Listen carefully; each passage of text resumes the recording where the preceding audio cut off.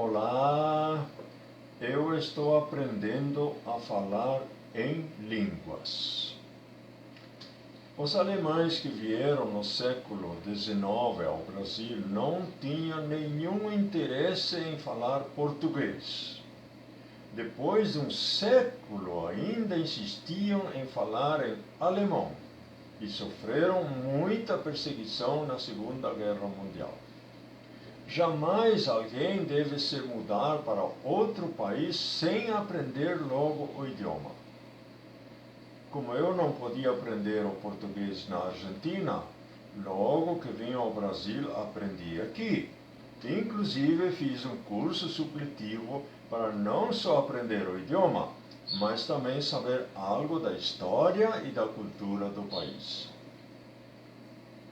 Os que querem ir para o céu devem se interessar em aprender a falar a língua dos anjos. Você pode até falar lá em português, não tem problema para você, mas não vai entender o que os anjos falam. Não adianta insistir que os anjos falem em português com você. Eles vão falar a língua oficial do reino de Deus. Afinal, como todo país, o céu também é um país, com seu governo, sua constituição e sua língua. Você dirá, mas os turistas não precisam saber falar o idioma de outro país, desde que saibam falar um pouco em inglês, francês ou espanhol. É verdade, mas eu estou falando de quem quer morar em outro país. Não vai me dizer que você quer fazer turismo no céu. Lá não entra turista, só entra quem tem o visto para toda a eternidade, quem vai para morar lá. Quem sabe você já está ensaiando algumas palavras como turista, nesse teu cristianismo formal e religioso, para poder cumprimentar o Senhor Jesus na chegada, como palavras assim como Aleluia, Hosana, Shalom. Aí, se você é um desses crentes que vivem falando em línguas na igreja, está feliz por isso? Mesmo que possa pensar, será que isso é a língua dos anjos? Ou se forçou a barra e inventou algumas expressões incompreensíveis, vai ficar com medo, porque se pode enganar os humanos, não é possível enganar os anjos. De qualquer maneira, essa não é mesmo a língua dos anjos, porque não vai falar coisas que ninguém entende. Segundo a Bíblia, falar em línguas é um dom, e quem não tem esse dom não vai poder falar, e nem se pode forçar ninguém a ter um dom. Já na igreja de Corinto, o apóstolo Paulo exigia que se não tem ninguém que interprete ou falar em línguas, o irmão é para se calar. Pois se os outros não entendem, não valeu nada.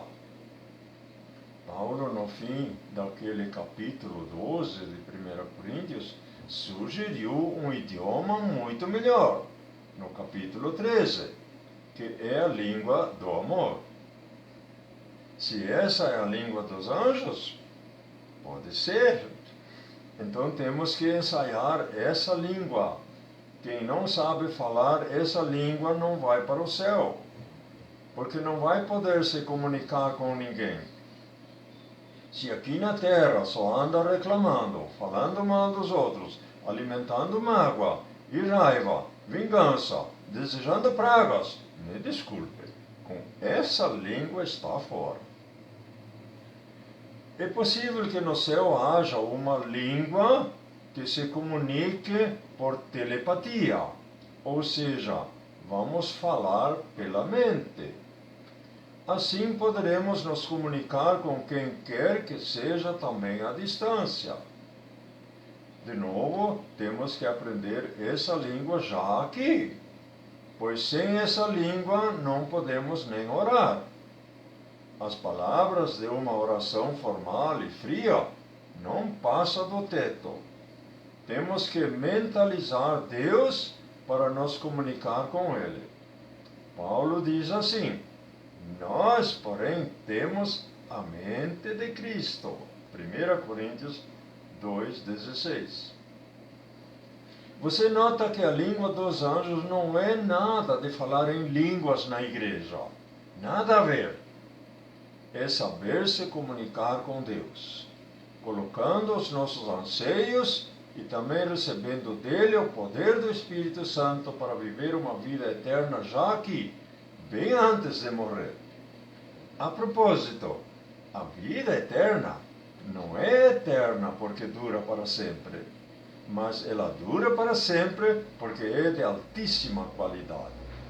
Qualidade que você adquire já aqui, no momento em que aceita Jesus como seu único e todo suficiente Salvador e Senhor.